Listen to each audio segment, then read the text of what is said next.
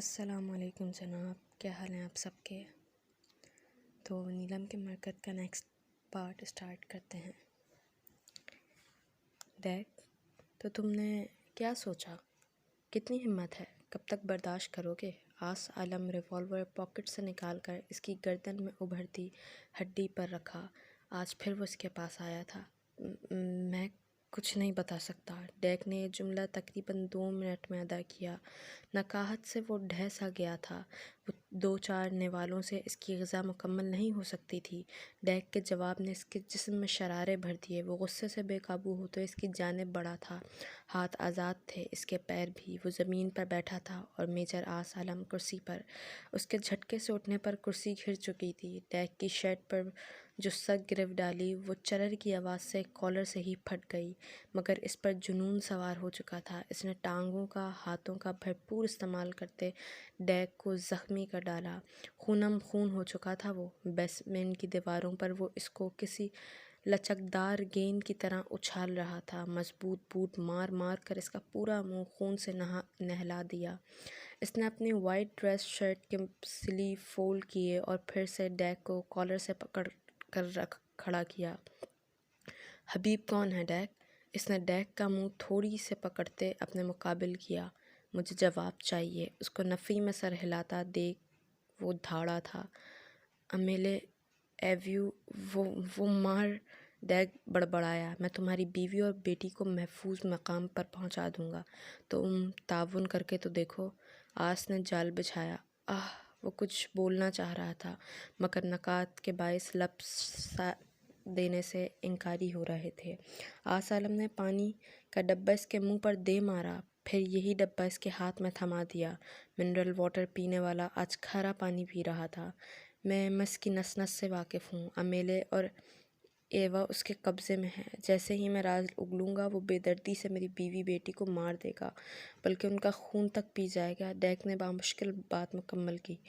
نہیں ہے وہ اس کے قبضے میں، آس چیخ کر بولا۔ ڈیک بے بسی سے رونے لگا، جس کا مطلب تھا کہ وہ کچھ نہیں بتانا چاہتا۔ اوکے، بہت نرمی سے ڈیل کیا میں نے تمہارے ساتھ، لیکن تم یہ نرمی ڈیزرو نہیں کرتے۔ آس عالم نے لوہے کی راڈ اٹھائی۔ اب ڈیک کی چیخیں در و دیوار ہلا رہی تھیں۔ وہ تڑپ رہا تھا، رو رہا تھا، ہاتھ جوڑتا گڑ گڑاتا، مگر مقابل گویا پتھر تھا یا روبوٹ جس پر کوئی چیز اثر نہ کر رہی تھی، نہ التجائیں، نہ منتیں، نہ گڑ گڑاہٹ۔ پورے 2 گھنٹے تمہارے سر پر بیٹھی رہی ہوں میں۔ میڈم بے ہوش ہو گئیں۔ بھائی ایسا بھی کیا دیکھ لیا تم نے؟ چوزے کا دل لیے پھرتی ہو۔ وہ دونوں ٹیکسی میں بیٹھی گھر جا رہی تھی جب مہک بولی۔ آشی اور بینا کہاں ہیں؟ نیلم نے پسر مردہ لہجے میں پوچھا۔ تمہیں ڈھونڈتے خوار ہو رہے تھے۔ بعد میں پتہ چلا کہ ایک لڑکی فائر کی آواز سے بے ہوش ہو گئی تھی۔ اسے میڈیکل ڈپارٹمنٹ لے کر گئے ہیں تو میڈم وہاں خون خون کرتی بیڈ پر سر پٹکتی ملی۔ خیر، آشی اور مینا کو تو میں نے گھر بھیج دیا، تمہیں ریسٹ کی ضرورت ہے۔ نرس نے جانے کو کون سی میڈیسن دی؟ 2 گھنٹے بعد ہوش آیا۔ میں نے سائیکا آپی کو کال کر دی تھی کہ ہم کچھ لیٹ ہو جائیں گے، وجہ نہیں بتائی؟ مہک تیز تیز بول رہی تھی۔ اچھا، وہ اس کی تقریر کے جواب میں فقط اتنا ہی کہہ سکی تھی، لیکن ٹیکسی سگنل پر کھڑی تھی جب ایک بہت بزرگ فقیر آ کر ٹیکسی ڈرائیور سے مانگنے لگا۔ اللہ کے واسطے دیتا، کبھی اپنی مجبوریاں دیتا۔ وہ چند روپوں کی درخواست کر رہا تھا۔ ڈرائیور نے جانے کیا کہا جب وہ پچھلی طرف آ کر شیشہ بجانے لگا۔ نیلم نے اپنا کلچ کھول کر گرین سگنل ملتے ہی ٹیکسی ڈرائیور سے اسپیڈ لگائی۔ رکو رکو، تمہیں سنائی نہیں دیتا؟ کوئی تیسری آواز پر ٹیکسی رکی تھی۔ ہم نے اس فقیر کو پیسے دینے تھے، واپس لو، وہ نقاہت کے باوجود چیخ رہی تھی۔ یار اب تو ہم کافی آگے آ گئے ہیں، مہک نے بے بسی سے کہا۔ مہک، وہ مانگ رہا تھا، اس نے کھڑکی بجائی، ایک بار نہیں 2 بار۔ پھر بھی یہ ڈرائیور میرے روکتے روکتے بھی ٹیکسی بھگا لے گیا۔ نیلم سخت غصے میں ڈرائیور کو گھورتے بولی۔ چلو کوئی بات نہیں، غصہ نہ کرو، مہک نے نرمی سے کہا۔ غصہ کیسے نہ کروں مہک؟ وہ فقیر ہمارے در پر آیا تھا، کیسی بے بسی تھی اس کے چہرے پر، کتنی فریادیں کر رہا تھا، التجا کر رہا تھا، گڑ گڑا کر کھڑکی بجا رہا تھا۔ ہمارے پاس اتنا تو تھا نا کہ کچھ چند سکے اس کے کشکول میں ڈال دیتے، مگر نہیں، ہم نے تو دھتکار دیا۔ نیلم کا لہجہ گلوگیر تھا۔ کم آن نیلم، پتہ نہیں وہ مستحق بھی تھا کہ نہیں۔ کم کر دو اب اپنی یہ ہمدردیاں۔ ناؤ گرو اپ، مہک اب کی بار ناگواری سے بولی۔ مستحق میں نہیں جانتی مہک، مگر تم سوچو اگر کبھی ہم نے اللہ کا در کھٹکھٹایا، اور بے شک اس کے پاس لا تعداد ہے نوازنے کو، مگر جس طرح ہم نے اس فقیر کو خالی جھولی لوٹا دیا، اسی طرح اگر اللہ تعالیٰ نے کبھی ہوتے ہوئے بھی ہمیں نہ دیا، خالی دامن تشنا لب چھوڑ دیا، تو ہم کیا کریں گے؟ نہ جانے کیوں وہ بے حد جذباتی ہو گئی تھی۔ اللہ نہ کرے، مہک نے بے اختیار کہا تھا۔ کیا ہوا گڑیا؟ سائقہ کے دروازہ کھولتے ہی وہ تن فن کرتی اندر گھس گئی۔ سائقہ نے ایک معذرت خواہ نظر مہک پر ڈالی جو ٹیکسی کی کھڑکی سے انہیں ہی دیکھ رہی تھی، پھر اندر چلے گئی۔ گڑیا ہوا کیا ہے؟ وہ بھی تیز سے سیڑھیاں چڑھتی اوپر روم میں آ گئی جہاں وہ کلچ پٹیکتے کے بعد ہلکی پھلکی پہنی جولری اتار رہی تھی۔ بتاؤ بھی۔ سائقہ مرر کے آگے کھڑی ہو گئی۔ آپی، بھلا کوئی آنسوؤں کے درمیان آپ سے فریاد کر رہا ہو، کچھ مانگ رہا ہو، اور آپ کے پاس موجود بھی ہو وہ شے، مگر اسے نہ دھتکار کر دو، تو آپ انسان کہلانے کے لائق ہو؟ جس میں انسانیت نہ ہو وہ انسان کیسا؟ نیلم چند پل کو اپنا کان ترک کیے اسے دیکھتے بولی تھی۔ مگر بات تو بتاؤ۔ پھر اس نے سائقہ کو پورا واقعہ سنایا۔ ڈونٹ وری، ابھی بابا اثر پڑھنے مسجد جائیں گے تو ان سے کہہ دینا کچھ پیسے مسجد میں ڈال آئیں، اوکے؟ سائقہ نے اس کے گال پر تھپکی دی۔ اس نے فقط سر ہلایا۔ وہ اس کا پھیلاوا سمیٹنے لگی۔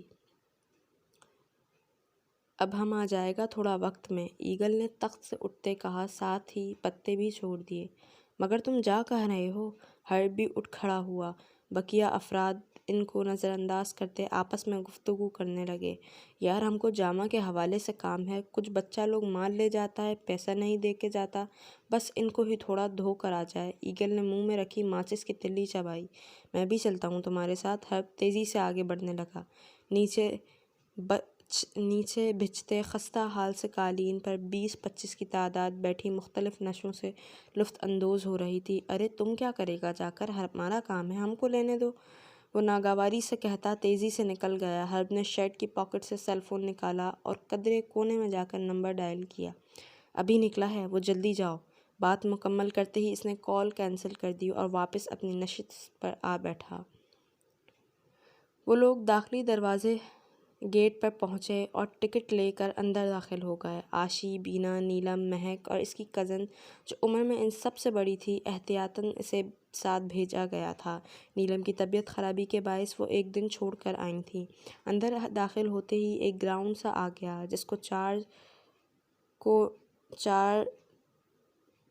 کو چار چوکور حصوں میں بانٹ کر ان کے اطراف میں گملے لگائے گئے تھے۔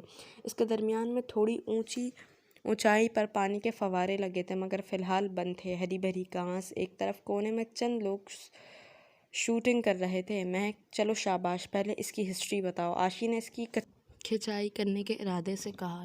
یار پلیز بور نہ کرو، نیلم اکتائے ہوئے بولی۔ نہیں، اب تو میں بتا کر رہوں گی۔ مہک بولنا شروع ہوئی۔ ساتھ ساتھ وہ اس ہزاروں گز پر مشتمل اس 2 منزلہ عمارت کے اطراف میں چکر لگانے لگی۔ عمارت کے چاروں طرف 4 گنبد جبکہ چھت پر 5 گنبد موجود تھے۔ یار کس قدر حسین ہے، نیلم نے تعریفی انداز میں کہا۔ یہ ماہر تعمیراتی آغا محمد حسین نے ڈیزائن کیا ہے، مہک نے بتایا۔ ایکچولی شیرٹن موہٹا، ایک ہندو تاجر، نے یہ محل 1927 تعمیر کروایا تھا اپنے اہل خانہ کی رہائش کے لیے۔ پہلے یہ کراچی صرف تجارت کو آیا تھا، مگر اس کے لیے شہر لکی ثابت ہوا۔ خیر، پھر 1947 تقسیم ہند کے بعد وہ اپنی پوری فیملی کے ساتھ ہندوستان چلا گیا۔ پھر یہاں وزارت خارجہ کا پہلا دفتر قائم ہوا۔ یہ دفتر 1964 تک قائم رہا۔ اسلام آباد میں دارالخلافہ قائم ہونے کے بعد اسے شفٹ کر دیا گیا اور پھر یہ عمارت فاطمہ جناح کی رہائش بن گئی، تب اسے قصر فاطمہ بھی کہا جاتا ہے۔ 1967 میں ان کی ڈیتھ کے بعد اسے حکومت سندھ کی تحویل میں دے دیا گیا۔ ساتھ ہی یہ بھی حکم جاری کیا کہ اس عمارت کو ایک عجائب گھر بنا دیا جائے گا جو پاکستان کے ثقافتی ورثے کی عکاسی کرے گا۔ 1999 میں موہٹا پیلس کا باقاعدہ افتتاح کیا گیا۔ یہ تھی اس کی ہسٹری۔ وہ لوگ پیلس کے دائیں طرف تھے جہاں بہت سارے مجسمے پڑے تھے، کالے پتھر سے بنا شیر، عجیب سا ہاتھی، سفید رنگ کا سر کٹا آدمی جس نے ہاتھ میں کوٹ تھام رکھا تھا، ایک عورت سرائی تھامے بیٹھی تھی جس میں سے پانی گر رہا تھا، ایک سپاہی کھڑا، چیتا بہٹا، ایک آدمی کے ساتھ بچہ کھڑا آدھے سے زائد سیاہ رنگ کے تھے۔ وہ لوگ دوبارہ سے گھوم کر داخلی دروازے کے پاس آ ٹھہرے۔ اندر سیل فون الاؤ نہیں ہے، عاشی نے بتایا۔ اوہ نو یار، یہ کیا بات ہوئی؟ ہم نے سیلفیز بھی لینی تھی۔ نیلم کو افسوس ہوا۔ پہلے اندر گھوم آتے ہیں، پھر تصویریں لے لیں گے۔ بینا کی تجویز سب کو پسند آئی۔ اندر داخل ہوتے ہی وہ دنگ رہ گئیں۔ کیا سجش تھی! ایسا لگ رہا تھا کہ محل میں آ گئے۔ دونوں منزلوں پر 16 کمرے تعمیر تھے۔ اندر biographical theses, maps of Pakistan, history of Pakistan, Islamic history of Pakistan, یہ چند تھیمز کے علاوہ سونے کے حرف والا قرآن شریف تھا۔ پورا ویو کرنے کے بعد وہ لوگ باہر آ گئیں۔ اب چونکہ 4 بج رہے تھے تو لوگوں کی آمد و رفت بھی بڑھ گئی تھی۔ رش ہونے لگا تھا۔ عموماً اتنا نہیں ہوتا تھا۔ ہماری بالکل اچھی نہیں آئی، ڈیلیٹ کرو اسے، نیلم چلائی۔ بہت زبردست ہے، ہاں چڑیل لگ رہی ہو۔ مہک نے تصویر دیکھتے مذاق اڑایا، جس میں ہوا کے چلنے کے باعث نیلم کا پورا چہرہ، اس کے بال ڈھپ چکے تھے۔ مہک ڈیلیٹ کرو، وہ اس کی جانب لپکی۔ تم کرتی ہو؟ وہ پیچھے ہوئی۔ نیلم اس کی جانب بڑھی۔ مہک نے دوڑ لگائی۔ مہک! نیلم بھی کہاں ہار ماننے والی تھی۔ مہک! وہ بھی اس کے پیچھے بھاگ رہی تھی۔ مہک گھاس سے اتر کر راہداری میں بھاگنے لگی۔ نیلم بھی پیچھے ہو لی۔ بلیک ہیل پہنے اس سے کافی دشواری ہو رہی تھی، مگر وہ بھی اپنے نام کی ایک تھی۔ ایگل راہداری سے گزرتا رہا۔ جانے کتنے رکشے بسیں بدل کر وہ یہاں تک پہنچا تھا۔ اسے پتہ تھا کہ ہرب نے کوئی منظر چھوڑ رکھا ہے۔ سامنے سے آتے تقریباً اپنے ہم عمر شخص کی جانب دیکھ کر اس نے سر پر بندھے رومال کو اور کس لیا، ساتھ ہی دائیں کندھے کو حرکت دی تھی۔ مقابل نے بھی کاندھے کو حرکت دی اور آگے بڑھنے لگا۔ ایگل بھی اس کی جانب ہی بڑھ رہا تھا۔ گہرے رنگ کے کرتے کی جیب سے ایک طے شدہ پرچی نکالی۔ بالکل پاس سے گزرتے ہوئے پرچی شخص کے ہاتھ میں تھمانے لگا تھا۔ جب ایک لڑکی بھاگتی ہوئی ان کے بیچ سے گزرنے لگی، کسی پہاڑ جیسے وجود سے ٹکراتی وہ گھوم سی گئی۔ ایڈیٹ، راستے میں کھڑے ہو! وہ بڑبڑاتی ہوئی آندھی طوفان کی طرح واپس بھاگ گئی۔ ایگل نے آس پاس نظر دوڑائی۔ پرچی زمین پر کہیں نہیں تھی۔ گملوں کے پاس دیکھا، ادھر ادھر، مگر جانے کہاں چلے گئی تھی۔ تم گھوم کر آؤ، میں تلاش کرتا ہوں، ایگل رازداری سے بولا۔ وہ شخص اب میوزیم کے اندر جانے لگا، ایسے پوز کر رہا تھا جیسے یہاں گھومنے آیا ہو۔ ایگل عقابی نظروں سے چاروں اور دیکھنے لگا۔ اسے دور سے 4-5 لڑکیوں کا وہ گروپ اچھل کود کرتا نظر آ گیا۔ ایگل کے قدم اسی جانب اٹھنے لگے تھے جب کہہ دیا تھا، کر دو ڈیلیٹ، پھر کیوں نہیں مانی؟ بھگت لیا نا اب۔ وہی لڑکی جو اس سے کچھ دیر قبل ٹکرائی تھی، اونچا بولتی ہنس رہی تھی۔ اس کی ہنسی سے کوئی جلترنگ سا بچا اٹھا تھا۔ میرے پیر! مہک پیر سینڈلز آزاد کرتی گھاس پر بیٹھ گئی۔ سنیں؟ اس نے پاس جاتے بلند آواز میں کہا۔ سنائیں؟ وہ 3 لڑکیاں شریر لہجہ اپناتے ایک ساتھ کورس میں بولی تھیں۔ جب ان میں سے بڑی عمر کی لڑکی نے سب کو گھور کر دیکھا، ٹکرانے والی لڑکی اپنے سیل کی جانب متوجہ تھی۔ جی کہیں؟ وہی میچور لڑکی بولی۔ ایکچولی کچھ دیر پہلے یہ لڑکی آ کر ہم سے ٹکرائی تھی، اس نے نیلم کی جانب اشارہ کرتے کہا۔ بات ابھی ادھوری تھی مگر فوراً سیل چھوڑ کر چند قدم آگے بڑھی۔ ٹکرائی تھی؟ مطلب کیا ہے تمہارے کہنے کا؟ ہم جان بوجھ کر تم سے ٹکرائے تھے؟ دماغ خراب ہے تمہارا؟ دنیا جہاں کے ہینڈسم مر گئے تھے جو تم پینڈو کاجل کی دکان کو ٹکر ماریں گے؟ نیلم نے تڑک کر اس کا جملہ اچکتے گولہ باری کر دی۔ لسن میم، نہ ہی میں پینڈو ہوں نہ ہی کاجل کی دکان۔ ابھی وہ انگلی اٹھاتے مزید کچھ کہتا کہ وہ پھر بول پڑی۔ کاجل نہیں، سرما تو بھرا ہے نا؟ پورے مہینے کا 1 دن میں ہی بھر لیا ہے۔ کم لگا لیتے تو شاید تمہیں ہم نظر آ جاتے، مگر نہیں، شوق ہوتا ہے تم جیسے لفنگوں کو۔ خوبصورت لڑکی دیکھی نہیں کہ اندھے پن کا مظاہرہ شروع؟ نخوت سے کہتی وہ حسینہ ایگل کو زہر سے بری لگ رہی تھی۔ خوبصورت؟ آپ انتہائی بدتمیز، بد تہذیب اور بد زبان ہیں، وہ بھی جواباً دو بدو بولا۔ او مسٹر تم! نیلم چپ کر جاؤ، مہک نے اسے ہاتھ سے پکڑ کر پیچھے گھسیٹا۔ اصل بات بتائیں؟ مہک کی کزن آگے بڑھی۔ پتہ نہیں اس لڑکے نے کیا کہا جب وہ مہک سے الجھتی نیلم کے قریب آئی۔ تمہارے پاس کوئی پیپر ہے، کوئی پرچی وغیرہ؟ نہیں تو ہم یہاں پڑھنے کے لیے تھوڑی آئے ہیں، وہ منہ بناتے بولی۔ وہ لڑکا کہہ رہا ہے تمہارے ٹکرانے کے بعد اس کو ہاتھ میں جو پیپر تھا وہ کھو گیا ہے، مہک کی کزن نے مزید کہا۔ तुम्हारा मतलब क्या है? हम इतने गए गुजरे हैं कि कागज़ चोरी करते फिरेंगे? मुझे तो शक्ल से ही कोई क्रिमिनल लगते हो। अभी सिक्योरिटी को बुलाती हूँ। वो तब कर बोली तो महक और इसकी कज़न आगे बढ़ी। मैं इसकी तरफ से माज़रत करती हूँ, अगर आपका पेपर हमारे पास होता तो हम दे देते। Really sorry. महक की कज़न माज़रत खाना लहजे में बोली। चलो लड़कियों, नीलम को खींच कर ले जाते। वो ऊंची आवाज़ में बोली तो बाकी सब भी पलक झपकते गायब हो गए। ईगल हाथ मलता वहीं खड़ा रह गया। 2 घंटे पूरा म्यूजियम छान मारने से भी कागज़ का वो टुकड़ा मिल न सका। मुसाफिर बस कराची से सरगोदा जा रही थी कि कैंट स्टेशन के करीब ज़ोरदार धमाके के बाद इसमें आग लग गई। धमाके के नतीजे में 10 अफराद जहाँ बहक और 60 ज़ख्मी। ज़ख्मियों और लाशों की जिन्ना अस्पताल मुंतकिल कर दिया गया, जहाँ 6 अफराद की हालत तशवीशनाक। वाक़े के बाद जिन्ना अस्पताल में इमरजेंसी नाफिज कर दी गई।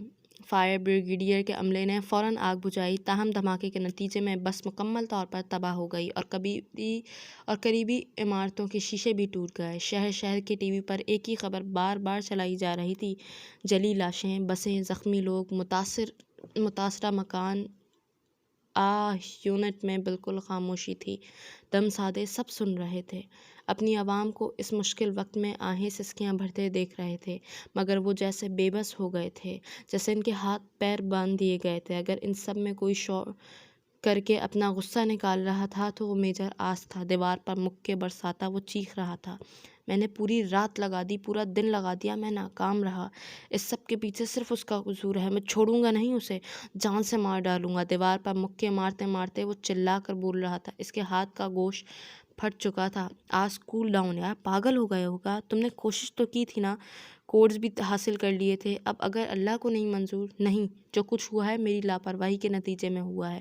वो अपनी साथी का हाथ झटकता बोला, मेजर आज डायरेक्टर जनरल ने आपकी मीटिंग है, इसके लिए आपको इस्लामाबाद जाना होगा। आईएसआई के हेड क्वार्टर में आपकी उनसे मुलाकात हो सकती है। इस 1 हफ्ते के अंदर जैसे आपके पास वक्त निकलता है मैं टाइमिंग फ़िक्स कर दूंगा। कैप्टन शाहिद ने इसके बराबर बैठे ज़ख्मी हाथ से बहते खून को साफ़ करते पट्टी बांधी, साथ ही इत्तला भी दी, पहले तो मुझे मज़ीद तबाही होने से रोकनी है। एमएस के मुताबिक इसमें 3 कोर्स थे। एक धमाका तो मैं नहीं रोक सका, मगर बाकी 2 सुराग लगाना है, और इसके लिए अगर मुझे इसकी जान भी लेनी पड़ी तो मैं एक पल भी कभी तवक्कुफ़ नहीं करूँगा। वो बेलचक लहजा कहता ऑटोमेटिक पिस्टल उठाए निकल गया। दादो, जब आपकी सेहत नहीं ठीक तो क्यों रोज़ा रखा? पहले रोज़े ही हॉस्पिटल के दर्शन कराई, आ गया सुकून। नीलम ने अबरार साहब से दवाइयों का शॉपर थामते कहा, जबकि सायका दादो को तख्त पर लिटा रही थी, इनके सर के नीचे तकिया रखने लगी। मैं रोज़ा क्यों ना रखूं भाई?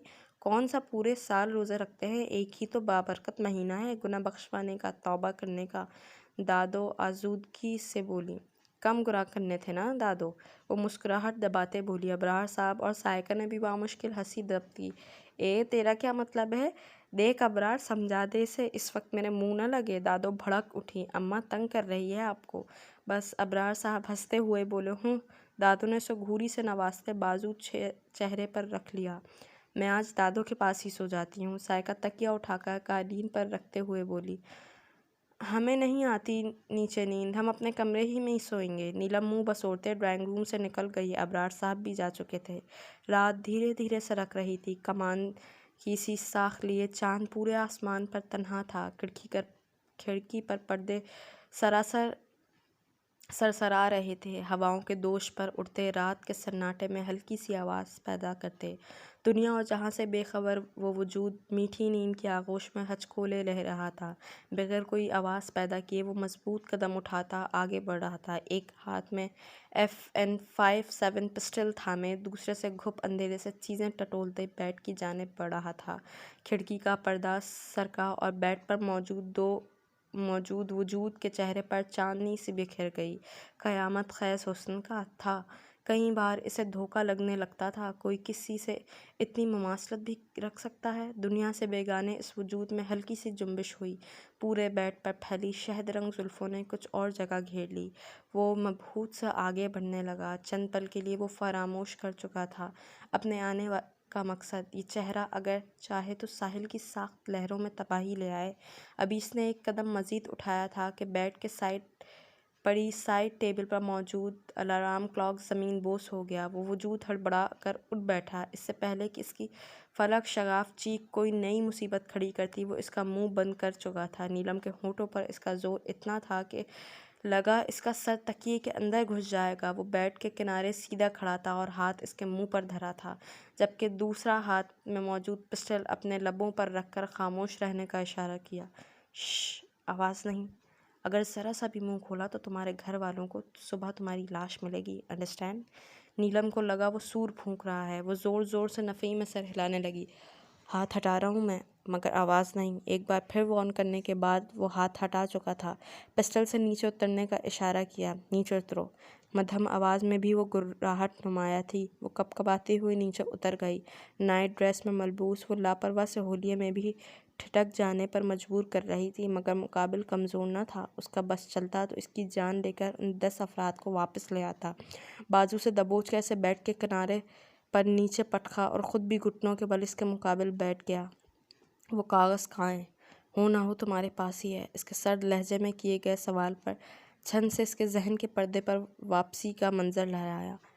آپ ہی سمیٹ لیں گے نا، تھوڑی دیر ریسٹ کرنے دیں، تھک گئے ہیں۔ سائیکا نے اسے ڈریس، سینڈل اور بریسلیٹ اٹھانے کا کہا جو سب پہن کر وہ میوزیم گئی تھی۔ واپس آتے ہی تھکن سے ڈھہ گئی۔ گڑیا، سینڈل صاف کر کے ریک میں رکھو، ڈریس بھی ہینگ کرو، اٹھو جلدی۔ اسے بار بار کہنے پر وہ منہ بناتی سیلف پٹکتی اٹھی۔ سینڈل صاف کرتے اس نے بلیک ہیل کے نیچے دیکھا، ببل کے ساتھ کوئی کاغذ چپکا تھا۔ اوہ، یہ تو وہی کاغذ ہے۔ اس نے کاغذ کا وہ طے شدہ ٹکڑا چیونگم سے الگ کیا اور کھولا۔ وہ بالکل خالی تھا۔ یہ تو خالی ہے۔ عجیب آدمی تھا، اس کے لیے پاگل بحث کر رہا تھا۔ اس نے کاغذ روم کے ڈسٹ بن میں ڈال دیا، جس میں صرف ردی ہی تھی۔ بہت سارے کاغذات میں وہ پرچی بھی گم ہو گئی۔ کاغذ، وہ تو ہم نے پھینک دیا، اس نے گھبراتے ہوئے خوفزدہ انداز میں کہا۔ پھینک دیا؟ میں پورے 2 روز سے پاگلوں کی طرح تلاش کر رہا ہوں اور تم کہہ رہی ہو پھینک دیا؟ وہ بھڑک اٹھا تھا۔ وہ بالکل خالی تھا، ہم اچار ڈالتے اس کا۔ اسے غصہ آ گیا، اسے بن بلائی مصیبت پر۔ خالی نہیں تھا، اس میں جانیں محفوظ تھی، ہزاروں لوگوں کی۔ وہ غرایا۔ ہمیں کیا؟ اس کے بحث کرنے پر وہ آپے سے باہر ہو گیا۔ بکواس بند کرو، نہیں تو منہ توڑ دوں گا تمہارا۔ قاتل ہو تم ہزاروں لوگوں کی اور آگے سے اکڑ رہی ہو؟ وہ غضبناک تیور لیے بول رہا تھا۔ یہ ہمارا یقین کرو۔ گھبراہٹ کے باعث اس کی زبان لڑکھڑانے لگی۔ چپ، ایک دم چپ، نہیں تو ابھی گلا دبا دوں گا تمہارا۔ وہ دبی دبی آواز میں غرایا۔ ہمیں کیا پتا تھا کہ وہ کاغذ کا ٹکڑا؟ اس نے نیلم کے بال سختی سے اپنی مٹھی میں جکڑ لیے۔ چہرہ کچھ اوپر کو اٹھ گیا تھا، سرخی مائل ہونٹ ادھ کھلے تھے۔ اس کے منہ سے سسکاری سی نکلی تھی، مگر خوف کے باعث وہ مزاحمت نہ کر سکی۔ کاغذ کا ٹکڑا نہیں تھا وہ، نہیں تھا وہ کاغذ کا ٹکڑا، ہزاروں لوگوں کی زندگیوں کا امین تھا وہ، اور تم ان کی زندگیوں کی قاتل۔ بے لچک لہجے میں کہتا وہ نیلم کے اوسان خطا کر گیا تھا۔ آج کینٹ اسٹیشن پر جو لوگ مرے ہیں ان کی موت کی ذمہ دار تم ہو۔ وہ اسے پریشرائز کر رہا تھا، وہ اسے کاغذ لا دے۔ نہیں، ہم نے کچھ نہیں کیا۔ اس کے آنسو روانی سے بہنے لگے۔ وہ لال بیگ تک کو نہیں مار سکتی تھی، کجا کے جیتے جاگتے انسان مار دیتی۔ اس پر الزام اس کی جان ہوا ہونے لگا۔ وہ کاغذ اس باسکٹ میں ہے۔ اس نے چھوٹے سے ڈسٹ بن کی جانب اشارہ کیا جو رائلنگ ٹیبل کے پاس غیر ضروری کاغذات ڈالنے کو رکھی تھی۔ ایگل نے جھٹکے سے اس کے ریشم جیسے بالوں کو اپنی گرفت سے آزاد کیا اور اٹھ کر وہ باسکٹ لے آیا، پھر اس کے سامنے پوری باسکٹ الٹ دی۔ بہت سے رف پیپرز جا بجا بکھر گئے۔ کرتے کی پاکٹ سے ٹارچ نکالی۔ ڈھونڈو۔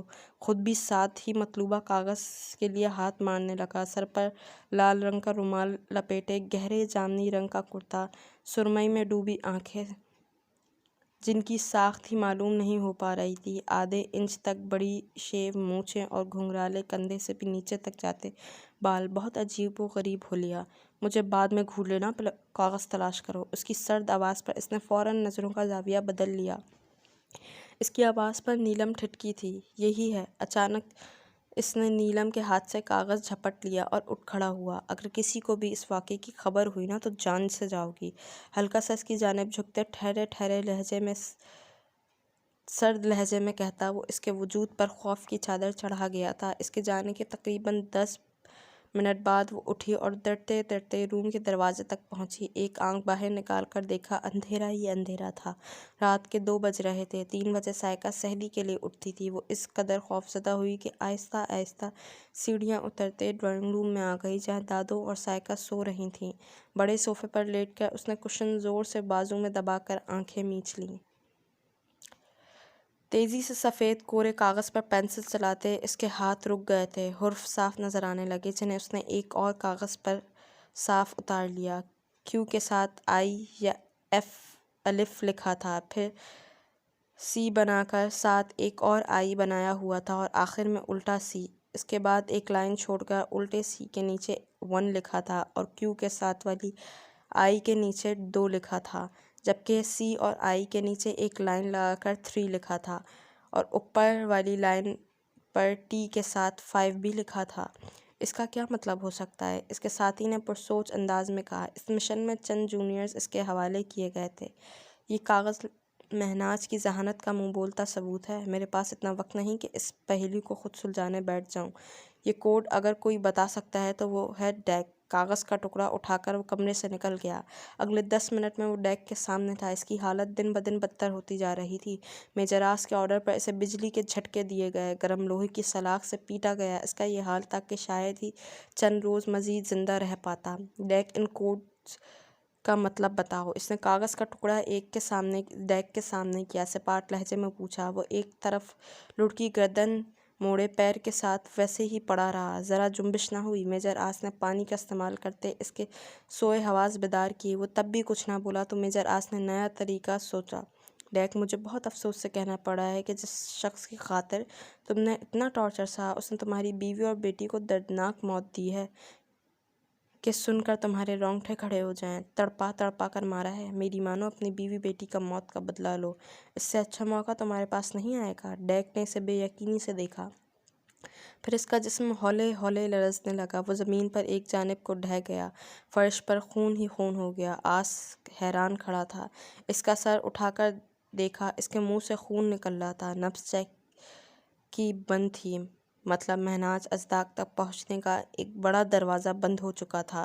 ڈیک کی موت دل پھٹ جانے کے باعث ہوئی تھی۔ وہ شخص جس نے نہ جانے پچھلے کتنے سالوں سے کتنے لوگوں کی جانیں لی تھیں، بم دھماکے کروائے تھے، کتنی ہی آہیں اس کے کانوں میں پڑی تھی، سسکیاں، فریادیں، مگر اس کا دل ہلکا سا بھی نہ کانپا تھا۔ اور آج اپنی بیوی اور بیٹی کی موت کی جھوٹی خبر سن کر ہی اس کا دل پھٹ گیا تھا۔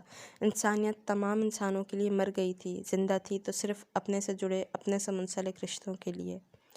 گڑیا، سائیکا نے اس کا کندھا جھنجھوڑا۔ 12 بج رہے ہیں اور پڑی سو رہی تھی۔ صبح سحری بھی ڈھنگ سے نہیں کی۔ وہ ہڑبڑا کر ہلکی سی چیخ مارتی اٹھی تھی۔ چہرے پر گھبراہٹ اور خوف تھا۔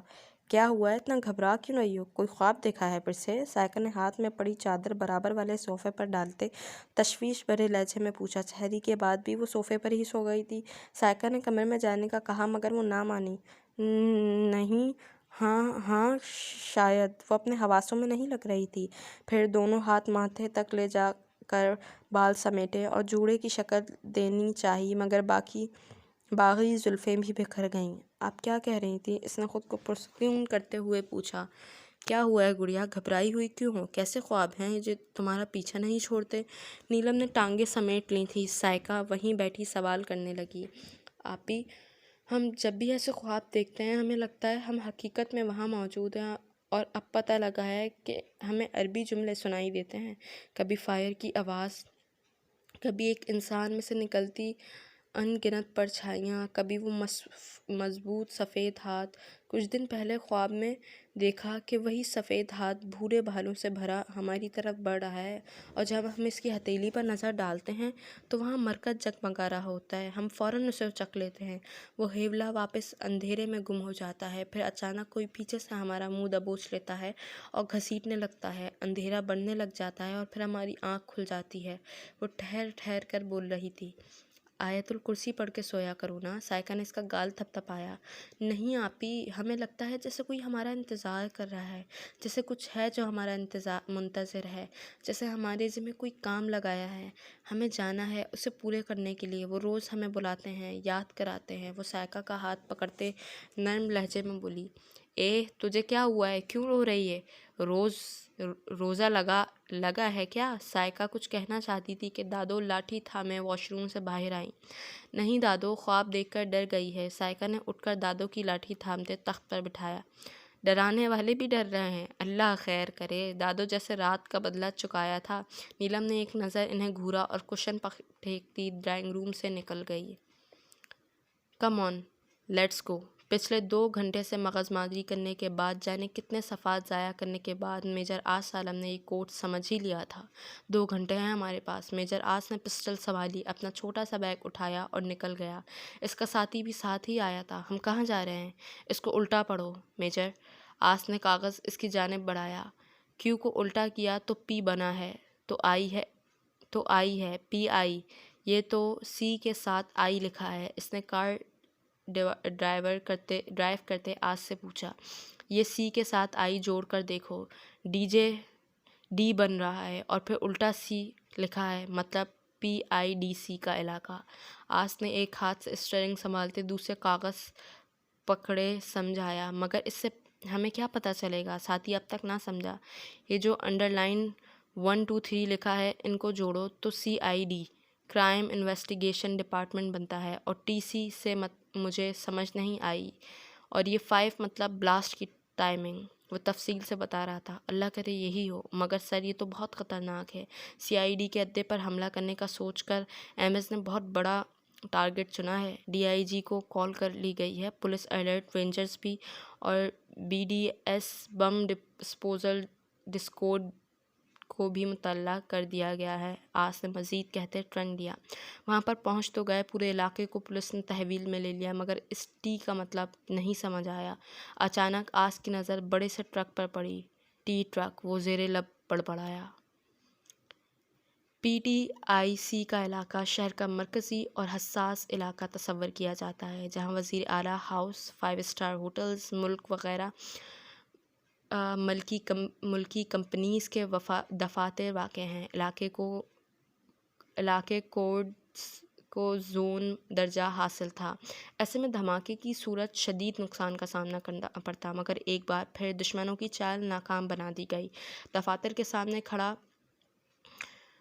کھڑا بارود سے بھرا ٹرک پولیس نے اپنی تحویل میں لے لیا۔ یہی نہیں بلکہ وہاں موجود 4 مشکوک افراد کو بھی حراست میں لے لیا گیا۔ نیلم کے کان سائیں سائیں کرنے لگے۔ تم ہزاروں لوگوں کی قاتل ہو، کان کے پردے پھاڑتی آواز تھی۔ نہیں، ہم نے نہیں مارا، ہم قاتل نہیں ہیں۔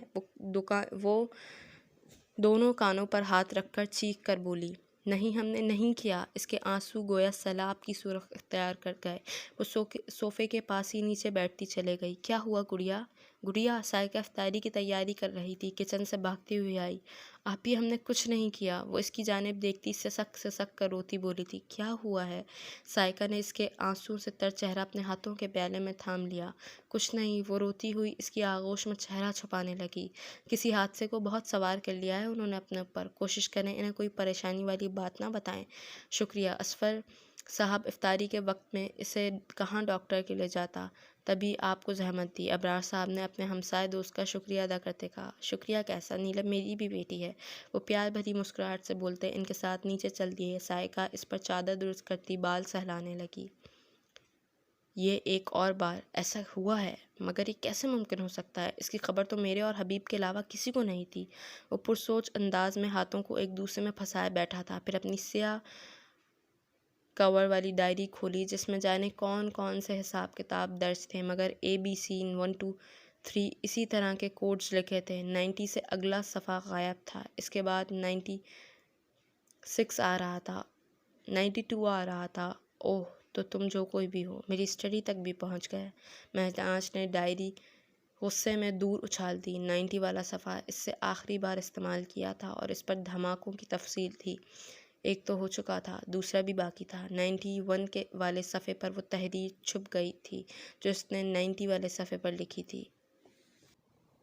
29 روزے ہی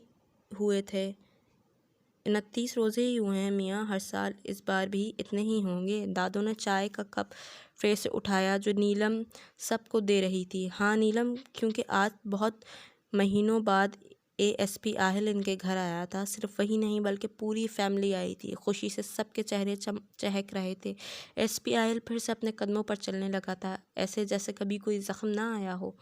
حشاش بشاش چہرہ، مسکراتے ہونٹ، ہلکے گرے رنگ کے کرتا شلوار اور کلین شیف میں اس کی سج دھج دیکھنے کے لائق رکھتی تھی کہ نیلم کیوں اتنی کمزور ہو گئی ہے۔ تائی امی کو اس کی مرجھائی صورت نظر آئی۔ رمضان کا پورا مہینہ بیمار رہی ہے، بس اب نکاح ہو جائے گا تو چہرہ بھی گلابی ہو جانا ہے۔ ہا ہا ہا، دادو ہلکے پھولے لہجے میں بولی۔ آہل کو چائے پیش کرتی نیلم کے ہاتھ کپ کپائے تھے۔ مقابل نے اس کی حالت کا بھرپور جائزہ لیا تھا۔ کچھ دیر پہلے ہی عید کا 5واں دن ان کے نکاح کے لیے مقرر کیا گیا تھا۔ لگتا ہے چاند نظر آ گیا ہے۔ پٹاخوں کی اور فائرنگ کی آواز پر سائقہ نے خوش ہوتے کہا۔ گڑیا، آپ کی کوئی سہیلی آئی ہے؟ ابرار صاحب ڈرائنگ روم میں داخل ہوتے بولے۔ کون ہو سکتی ہے؟ وہ سوچتی ہوئی باہر آئی جہاں راہداری میں ہی مہک کھڑی تھی۔ تم؟ نیلم چیخی۔ ہاں میں، مہک لپک کر اس کے گلے لگی۔ اور کوئی نہیں آیا؟ نیلم نے اداسی سے پوچھا۔ سب ہمارا ویٹ کر رہی ہیں اسٹاپ پر، چلو۔ مہک اس کا ہاتھ پکڑتے باہر کی جانب بڑھنے لگی۔ کہاں؟ نیلم نے اسے روکا۔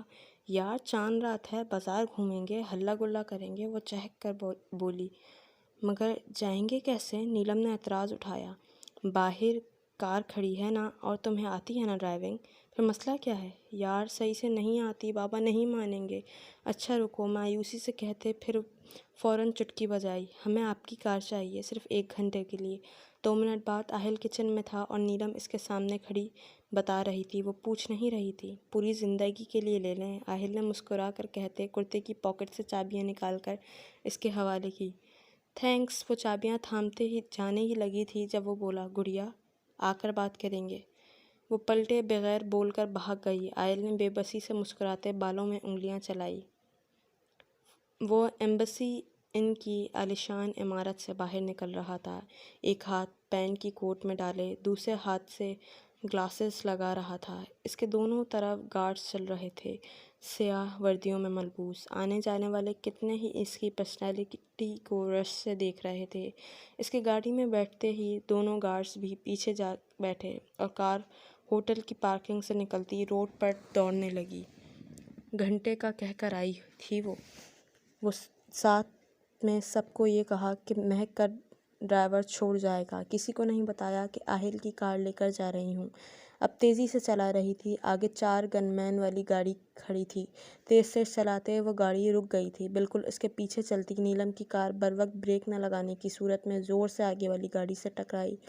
چمچماتی کار پر ضربیں لگ چکی تھیں۔ اس کے بونٹ کا بھی کچھ ایسا ہی حال تھا، مگر وہ شدید غصے میں اترنے لگی تھی کہ آگے والی گاڑی پھر سے چل دی۔ MS کے اشارے پر ڈرائیور رکا نہیں تھا، اب تو اس کے سر پر لگی اور تلووں پر بجھی۔ ایک تو نقصان کیا، اوپر سے معافی بھی نہیں مانگی۔ نواب ہوگا اپنے گھر کا، اس کو تو ہم بتاتے ہیں۔ وہ تپے ہوئے لہجے میں بولتی گاڑی کی اسپیڈ بڑھا گئی۔ روڈ طویل تھا اور 12 کے قریب وقت ہو گیا تھا۔ جہاں بازاروں میں گہما گہمی تھی، وہیں ایسی سڑکوں پر سناٹا بول رہا تھا۔ اس نے MS کی گاڑی کے سامنے ASP آہل کی وہی کار لا کھڑی کی جس سے MS نے اس کا ایمان خراب کیا تھا۔ مسٹر، نیچے اترو۔ تم کیا سمجھے تھے اتنی آسانی سے جان چھوٹ جائے گی؟ نکلو باہر۔ وہ ڈرائیور کی طرف والی کھڑکی سے اچھل کر بولتی سخت غصے میں دکھ رہی تھی۔ ڈرائیور نے MS کو دیکھا، وہ اسے بیٹھے رہنے کا اشارہ کرتا خود نیچے اترنے لگا۔ گاڑی کا دروازہ کھولنے ایک گارڈ فوراً لپکا تھا۔ MS کوٹ کا بٹن لگاتے اپنی گاڑی کے آگے کھڑا ہوا۔ نیلم بھی اس کی طرف ہی آ گئی۔ اس وقت بہادر سے بہادر لڑکی بھی مقابل کی رعب دار شخصیت کے دباؤ میں آ جاتی، مگر وہ بہادر کم بے وقوف اور کم عقل زادہ تھی۔ رہی کسر بے پناہ حسن نے پوری کر دی۔ مغرور سی یہ لڑکی ہر راہ چلتی کو ذلیل کرنا اپنا فرض سمجھنے لگتی تھی۔ تم نے میری کار ٹھوک دی، اوپر سے معذرت بھی نہیں کی، نقصان بھی پورا نہیں کیا اور بھاگ نکلے؟ نیلم چیخ رہی تھی۔ یہ آپ کی کار ہے؟ مقابل نے گلاسز اتارتے سنجیدگی سے سوال کیا۔ گلاسز سے اب ہی کار کی جانب اشارہ کیا۔ جی، نیلم چبا کر بولی۔ وہ اس کی کار کی جانب بڑھنے لگا، کار کو دیکھا، پھر نیلم کو۔ کہاں نقصان ہوا ہے آپ کا؟ اب بھی لہجہ جذباتیات سے عاری تھا۔ یہ دیکھو۔ اس نے بونٹ کے تھوڑا نیچے اشارہ کیا۔ MS سیدھا اکڑ کر کھڑا تھا۔ جھک کر دیکھو گے تو نظر آئے گا نا، وہ تڑک کر بولی۔ اس نے ایک تیز نظر نیلم پر ڈالی اور جھک کر دیکھنے لگا۔ اس کی پینٹ کی پاکٹ سے کچھ گرا تھا مگر وہ دھیان نہیں دے سکا۔ نیلم مسلسل بول رہی تھی۔ وہ پھر سیدھا کھڑا ہو گیا۔ دیکھو مسٹر، تمہاری وجہ سے ہمارا نقصان ہوا ہے اور تم اس کی بھرپائی کیے بغیر نہیں جا سکتے۔ اگر تم گئے تو ہم پولیس اسٹیشن جائیں گے، تمہاری شکایت کریں گے۔ اوہ، ہم تو بھول گئے، ہاں یہ کار ASP صاحب کی ہے، تمہیں جیل میں بند کرا دیں گے۔ وہ اس کو واپس کار کی طرف جاتا دیکھ کر اس کے پیچھے پیچھے چلتی چیخ رہی تھی۔ اس شخص نے جھک کر کار کی ونڈ سے باہر ہاتھ اندر ڈال کر اپنا والیٹ برآمد کیا۔ اس میں سے سنہری اور نیلے رنگ کے بہت سے نوٹ نکل کر اس کے ہاتھ میں تھما دیے۔ اس کا منہ کھل گیا۔ ایک نظر اپنی ہتھیلی پر پڑے نوٹ دیکھے اور دوسری اس بدتمیز شخص پر ڈالی جو اپنی غلطی مان کے ہی نہیں دے رہا تھا۔ تمہیں ہم فقیر نظر آتے ہیں؟ نیلم نے پیسے پوری قوت سے سامنے کھڑے مغرور شخص کے منہ پہ مار دیے۔ گارڈز فوراً چھلانگیں مارتے نیچے اترے تھے۔ نیلم کے گرد گھیرا ڈال کر بندوقیں تان چکے تھے۔ وہ دونوں ٹانگیں پھیلا کر دونوں پاکٹس میں ہاتھ ڈال کر غرور سے گردن تانے کھڑا نیلم کو چیلنجنگ نظروں سے دیکھ رہا تھا۔ اس کی تو گویا وہ حالت تھی کہ کاٹو بدن میں لہو نہیں۔ پتھرائی آنکھوں کے سامنے کھڑے مطمئن شخص کو دیکھا۔ تمہاری اتنی بھی اوقات نہیں جتنے میں نے دیے ہیں، فطرہ نہ سمجھ لو۔ اس کی اتنی بڑی تقریر پر چیختے چلاتے MS نے تذلیل بھرا ایک جملہ بھاری پڑ گیا۔ پھر اس نے گارڈز کو اشارہ کیا، سب واپس اپنی نشستوں پر بیٹھ گئے اور گاڑی زناٹے سے اس کے پاس سے گزرتی چلے گئی۔ لعنت بھیجتے ہیں ہم ان پیسوں پر۔ اس نے ایک حقارت بھری نظر ان پیسوں پر ڈالی اور انہیں اکٹھا کرنے کے بجائے اپنی کار کی طرف آ گئی۔ بونٹ کے پاس زمین پر اسے کچھ چمکتا ہوا نظر آیا۔ اس کے قدم بے اختیار اس جانب اٹھنے لگے۔ نیچے گرے ہار کو اس نے اٹھا کر ہاتھ میں تھام لیا۔ 10 انچ تک لمبا تھا وہ۔ اس کے درمیان میں 3 بڑے بڑے سکے بنے تھے جن کی چوڑائی 1 انچ تک ہوگی۔ عجیب سا تھا وہ، مگر حیرت کی بات تھی کہ ان 3 سکوں کے درمیان میں 2 1 انچ کے لمبے زمرد کے پتھر لگے تھے، خوبصورتی سے تراشے ہوئے مرکت۔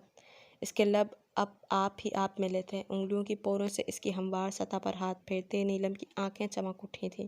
اگلے ہی پل اسے اپنی حرکت خاصی غیر مناسب لگی۔ یہ اسی بدتمیز کا ہے یقیناً، ہمیں یہیں چھوڑ دینا چاہیے۔ دماغ نے مشورہ دیا۔ اللہ کی زمین پر پڑا ملا ہے، کیا اللہ تعالیٰ یہی چاہتا ہو کہ ہم رکھ لیں؟ واؤ، کتنے چمکدار ہیں یہ! دل کی آواز پر وہ کان دھرے بیٹھی تھی۔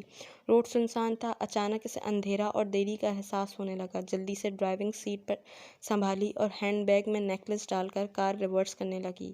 ساتھ ہلکا ہلکا میوزک بھی لگا چکی تھی۔ سرشاری کی سی کیفیت ابھرنے لگی تھی اس کے من میں۔ وہ ایسی ہی تھی، کچھ پاگل سی، جذباتی سی، عقل سے زیادہ جذبوں کے ماننے والی، دیوانی سی تھی وہ۔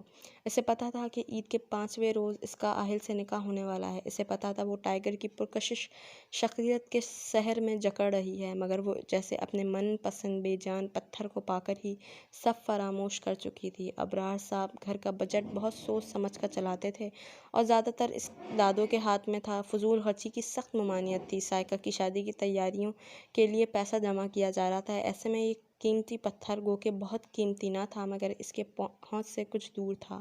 اب جب اسے مل گیا تو وہ خوشی سے سرمست ہر بات بھول گئی تھی۔ چلیں جی، باقی کے ناول کے لیے تھوڑا سا انتظار کیجیے گا۔ جب تک کے لیے اپنا بہت خیال رکھیے گا۔ اللہ حافظ۔